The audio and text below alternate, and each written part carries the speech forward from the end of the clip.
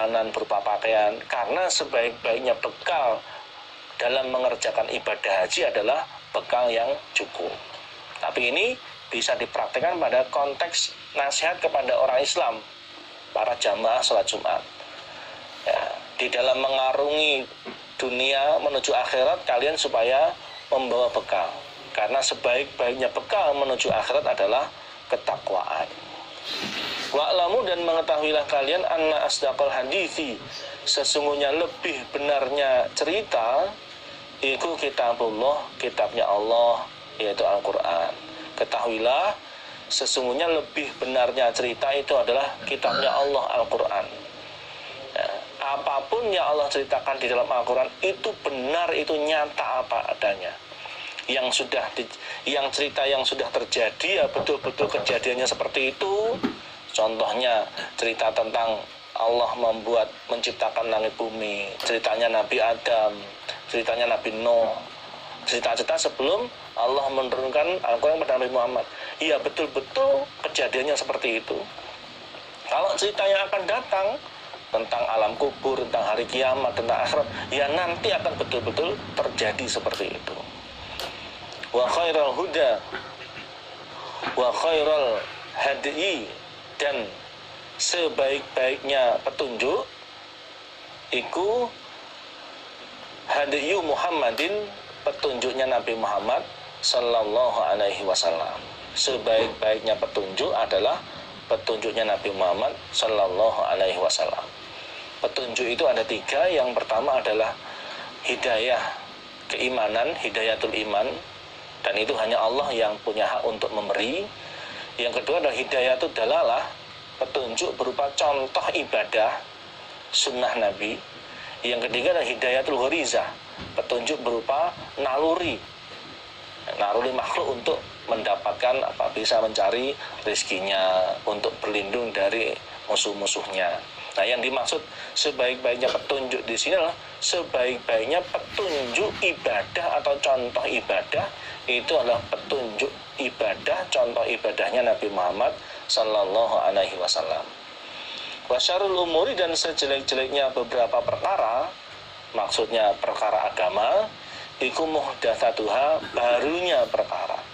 Sejelek-jeleknya perkara agama itu adalah barunya perkara. Artinya tidak ada dalil di dalam Al-Quran, tidak ada dalil di dalam Al-Hadis, dan juga tidak ada contoh di zaman Nabi dan para sahabat. Ya, ini khusus dalam urusan agama, khusus dalam urusan agama. Kalau untuk urusan urusan perilaku manusia, kebutuhan manusia, teknologi dan sebagainya, itu tidak masuk di sini. Jadi yang dimaksud sejelek-jeleknya perkara di sini, sejelek-jeleknya perkara ibadah. Karena perilakunya manusia itu ada ibadah, ada. Nah, sejelek-jeleknya perilaku ibadah itu adalah ibadah yang baru. Tidak ada contohnya di dalam Quran hadis, tidak dicontohkan oleh Nabi dan para sahabat. Itulah yang jelek. Walaupun manusia mengatakan itu baik, tapi kalau ternyata tidak ada sandaran dalilnya, tidak ada contohnya di zaman Nabi dan para sahabat, itu adalah sejelek-jeleknya perkara. Tapi kalau urusan duniawi tidak ada kaitan sama lafaz ini. Contohnya dulu tidak ada kamera, dulu tidak ada mikrofon dan sebagainya, dulu nggak ada kendaraan, dulu nggak ada pesawat, itu tidak dimaksud wasyarul umuri, karena itu urusan Anda, bukan urusan ibadah. Jangan keliru, ya, jangan keliru. Wa kullu muhdatsatin, dan tiap-tiap yang baru, maksudnya ibadah yang baru yang tidak ada contohnya di zaman Nabi dan para sahabat, iku bid'atun, bid'ah, model baru, karena memang tidak ada contohnya di zaman Nabi dan para sahabat. Setiap ibadah yang baru itu namanya bid'ah, model baru. Wa kullu bid'atin, dan tiap-tiap bid'ah iku dolalatun, sesat. Tiap-tiap model baru dari ibadah itu sesat. Ya. Tidak ada dalilnya dalam Quran dan hadis, tidak dicontohkan oleh Nabi dan para sahabat. Ya. Wa kullu dhalalatin, dan tiap-tiap sesat iku finnari, di dalam neraka. Tiap-tiap kesesatan itu ada di dalam neraka. Disitulah wajibnya untuk memurnikan ibadah, ya, baik secara teori maupun praktek dengan Quran dan hadis. Alhamdulillah, jazakallahu khairan. Kita break sebentar, mungkin mau ongkek-ongkek atau mungkin minum, monggo silahkan.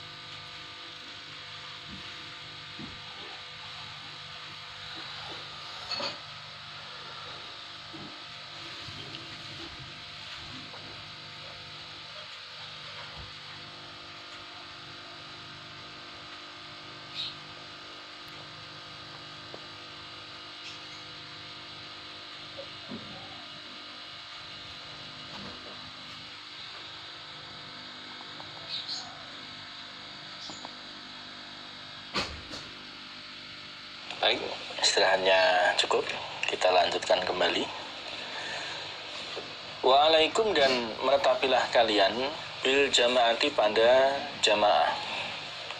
Fa inna yadallahi, maka sesungguhnya tangannya Allah, pertolongannya Allah, ridhonya Allah, iku alal jamaati, atas jamaah. Tetapilah jamaah, karena sesungguhnya tangannya Allah, ridhonya Allah, pertolongannya Allah, itu atas jamaah.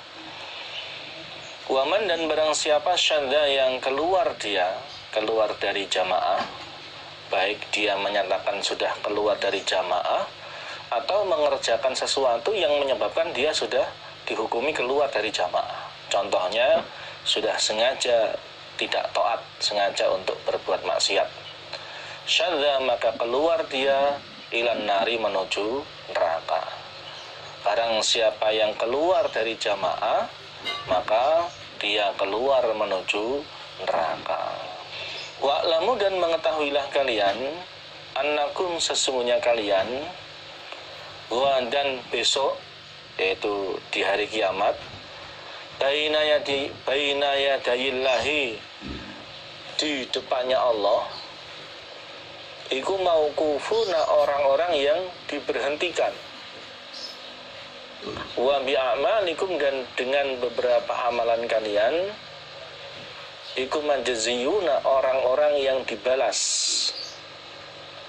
wa an af'alikum, dan dari beberapa perbuatan kalian, iku muhasabuna, orang-orang yang dihisab, orang-orang yang dihitung, wa ala tafridikum, dan atas kelalaian kalian. Tafrid itu contohnya dalam sholat, sudah masuk waktunya sholat, dia dalam keadaan longgar, tapi dia tafrid, menunda-nunda untuk mengerjakan sholat sampai waktu sholatnya berlalu, dia belum sholat, namanya tafrid. Nah, tafrid dalam ibadah juga begitu. Orang sudah terkena kewajiban ibadah, ya, dia santai-santai sampai akhirnya waktunya habis, dia belum mengerjakan ibadah tersebut. Maka atas tafrid atau kelalaian kalian, iku nadimuna, orang-orang yang menyesal.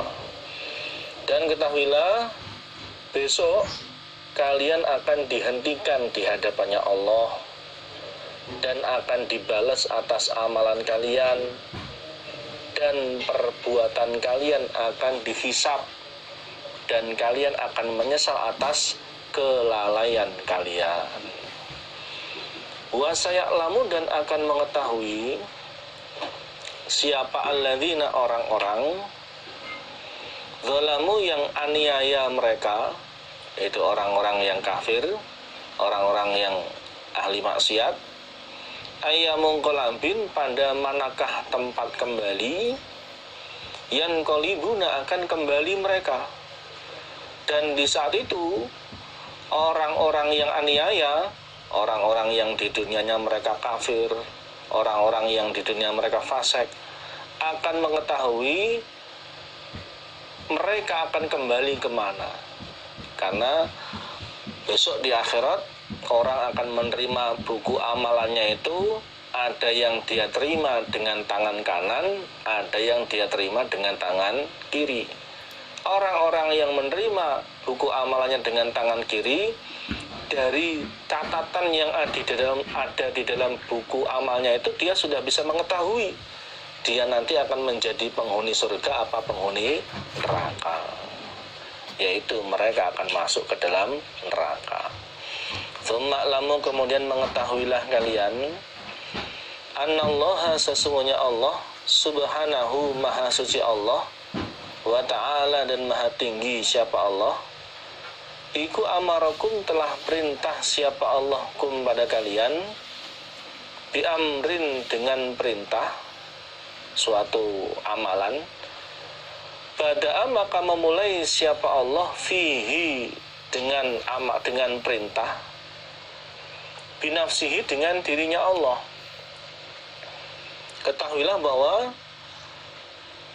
sesungguhnya ketika Allah memerintahkan kalian pada suatu perkara, suatu amalan, maka Allah memulai mengerjakan perkara tersebut. Wasana, dan menomorduakan siapa Allah, giliran keduanya, fihi, di dalam perkara, bimalaikatihi, dengan beberapa malaikatnya Allah, al-musabbihati, yang mensucikan, bikudsihi, dengan kesuciannya Allah. Yang giliran keduanya, Allah memerintahkan para malaikat untuk mengerjakan perkara tersebut. Wasalasa, dan menomortigakan siapa Allah, bikum, pada kalian, ayyuhal mu'minun, wahai orang-orang iman, min jinnihi, dari jinnya Allah, wa insihi, dan manusianya Allah. Giliran ketiga, Allah memerintahkan kalian, wahai orang-orang iman, dari golongan jin dan manusianya Allah, untuk mengerjakan perkara tersebut. Jadi polanya seperti itu. Ketika Allah memerintahkan suatu perkara kepada orang iman, tahapan pertama Allah sendiri yang mengerjakan. Tahapan kedua Allah memerintahkan para malaikat untuk mengerjakan. Barulah yang ketiga, Allah memerintahkan kalian untuk mengerjakan perkara tersebut. Contohnya ini, faqala, maka berfirman Jalla, yang maha agung, min qailin, dari zat yang berfirman, aliman, lagi maha mengetahui. Allah berfirman, innallaha, sesungguhnya Allah, wa malaikatahu, dan beberapa malaikatnya Allah, iku yusalluna, mendoakan mereka. Kalau Allah memberi rahmat. Kalau malaikat mendoakan rahmat. Ala nabi, atas nabi, maksudnya Nabi Muhammad. Alif lam ta'rif dalam lafaz an-nabi ini menunjukkan kalau an-nabi itu makrifat tertentu, bukan semua nabi, tapi khusus Nabi Muhammad. Ala nabi di sini maksudnya khusus Nabi Muhammad. Sesungguhnya Allah memberikan rahmat kepada Nabi Muhammad, dan para malaikat mendoakan rahmat untuk Nabi Muhammad.